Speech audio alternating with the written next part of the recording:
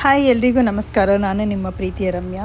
So ನಾವು ರೀಸೆಂಟಾಗಿ ತಿರುಪತಿಗೆ ಹೋಗೋದಕ್ಕೆ ಪ್ಲ್ಯಾನ್ ಮಾಡಿದ್ವಿ. ಸೊ ದೊಡ್ಡ ತಿರುಪತಿಗೆ ಹೋಗಬೇಕಾದ್ರೆ ನಂಗೆ ತುಂಬಾ ಇಷ್ಟ.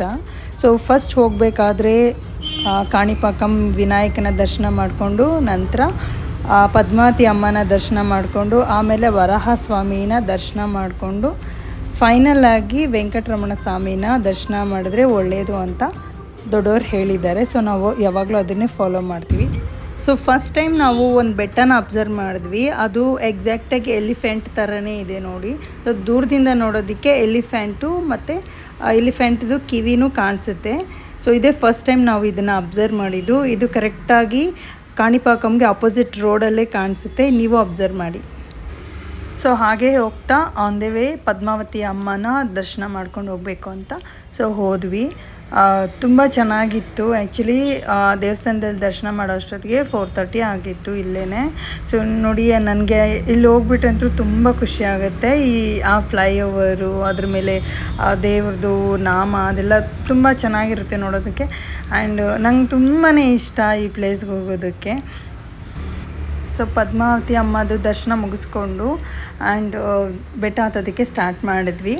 ಸೊ ಇಲ್ಲೇ 5:30 ಆಗಿತ್ತು ಆಲ್ಮೋಸ್ಟು. ಸೊ ನಾವು ಯಾವಾಗ ಹೋದ್ರೂ ಇಲ್ಲಿ ಮೇನ್ ಗೇಟಲ್ಲಿ ಸ್ವಲ್ಪ ಫೋಟೋಸ್ ತೊಗೊಂಡು ಆ ಬೆಟ್ಟ ಎಲ್ಲ ನೋಡಿ ಆ ವ್ಯೂಸ್ ಎಲ್ಲ ನೋಡಿಕೊಂಡು ಹೋಗ್ತೀವಿ. ಸೊ ತುಂಬ ಚೆನ್ನಾಗಿರುತ್ತೆ. ಎಷ್ಟು ಬ್ಯೂಟಿಫುಲ್ ಆಗಿರುತ್ತೆ ಅಂತ ಅಂದರೆ there is no words actually. ಅಷ್ಟು ಚೆನ್ನಾಗಿರುತ್ತೆ ಆ್ಯಂಡ್ ಅಷ್ಟೇ ಪಾಸಿಟಿವ್ ಆಗಿರ್ತೀವಿ ನಾವು. ಅಷ್ಟು ಪಾಸಿಟಿವ್ನೆಸ್ ಇರುತ್ತೆ ಅಲ್ಲಿ. ಆ್ಯಂಡ್ ತುಂಬ ಚೆನ್ನಾಗಿತ್ತು. ಫೋಟೋಸ್ ತೊಗೊಂಡ್ವಿ, ವಿಡಿಯೋಸ್ ತೊಗೊಂಡ್ವಿ. ಆ್ಯಂಡ್ ಈ ಗೇಟಲ್ಲಿ ನಮ್ಮ ಲಗೇಜ್ ಎಲ್ಲ ಚೆಕ್ ಮಾಡ್ತಾರೆ. ಪ್ಲಾಸ್ಟಿಕ್ಸ್ ಎಲ್ಲ ಅಲೋಡ್ ಮಾಡಲ್ಲ. ಬೇರೆ ಬೇರೆ ಏನಾದರೂ ಅನ್ನೆಸೆಸರಿ ಥಿಂಗ್ಸ್ ಎಲ್ಲ ತೊಗೊಂಡಿದ್ರೆ ಎಲ್ಲ ಅಲ್ಲೇ ತೊಗೊಂಡ್ಬಿಡ್ತಾರೆ. ಸೊ ಗೇಟಲ್ಲಿ ಫುಲ್ ಚೆಕ್ ಮಾಡೋದ್ರಿಂದ ಫುಲ್ ಜಾಮ್ ಆಗಿತ್ತು ಸ್ವಲ್ಪ.